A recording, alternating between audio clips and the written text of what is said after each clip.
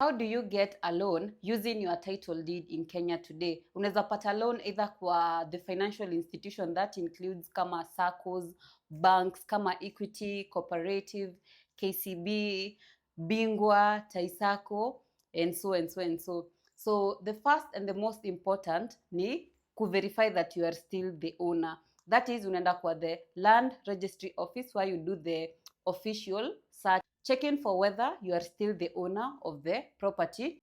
After umehakikisha that bado wewe ndio mwenyewe, shamba iko sawa, haina cushion or caveat, haina any encumbrances, ndio sasa unaenda kwa bank na hizo. This is very important. The second step, what the financial institution that is going to be financing you, watatuma surveyor na valuer. The surveyor is going to check whether what is on the title matches what is on the ground, the exact size of the property and the exact location.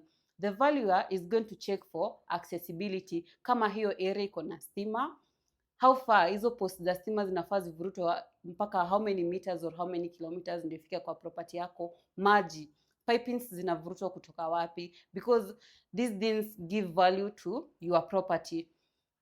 So now after the valuer na surveyor wamekuja, hao wanakonga wametumwa na the institution that is financing you. Wakisharudisha ripoti that the property is worth this and this, surveyor akipeana ripoti that hii property iko sawa, what is on the title matches what is on the ground, wamefanya valuation, umewapatia the official search. You also, the third step is they are able to attest, are you able to repay them the loan?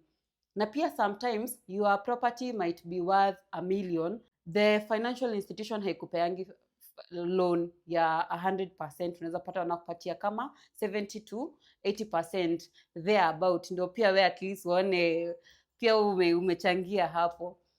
After that, wameassess that you are able to repay them. This is the step where most people wanaogopa sana, because now they charge your title deed.